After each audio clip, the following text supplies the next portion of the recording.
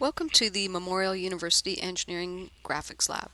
Today we will be looking at creating a solid model using Revolve. We'll be always using the standard approach, templates, units, plane selection, fully defining our sketches from the origin. We'll be implementing construction lines and construction circles, using sketch relations, and we will be revolving a feature and using a temporary axis. Later we'll be creating patterns. We'll learn how to edit our model, and we will always cross-check our dimensions. So going into Browse Open Documents, let's look at the part first of all that we'll be creating. I have turned on all the planes so they're visible. Let's also open up the drawing, part drawing. And what I want to do is analyze how this part has been drawn in order to create the model. Looking at the model, what I want to do is select a plane to start on, and I'm going to select the right plane to start on, and in this case, because I want to revolve the sketch, I'm only going to draw half of the part. Back to the model itself, remember we said we're going to draw on the right plane.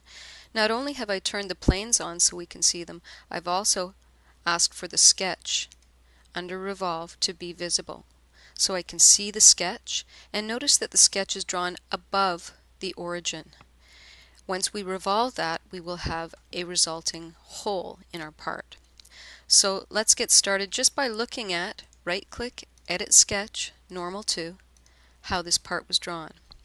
So we've drawn on the right plane, and I've drawn half of the part.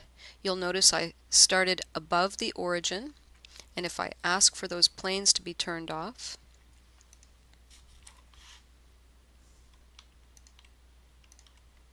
I turn those off.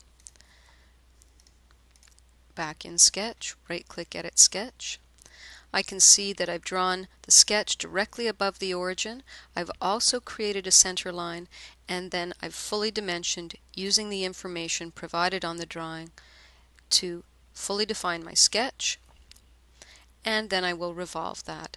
The green icons are sketch relations which are added automatically, and we will see that as we go through. So if I rotate the part, we can see we are going to create a sketch, and then we will revolve that sketch. When we use that feature called Revolve, we'll make sure we select the center line as our axis of revolution. After that, so I'm going to roll back in time and see the part before it had the cut extrude put on. We will cut a hole. We will locate that hole. If you look at the sketch, Edit Sketch, Normal to, we will fully define and locate that hole. We can also do that with a bolt hole circle.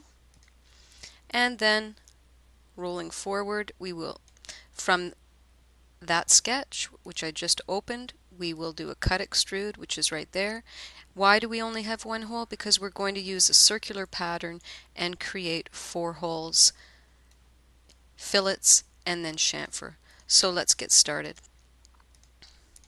I want to bring your attention to the fact that we said we're going to start on the front plane, or on the right plane I should say. For this we're drawing half of the revolve flange on the right plane, but look what happens when we select a different plane. This part started out, right-click, Edit Sketch, on the front plane.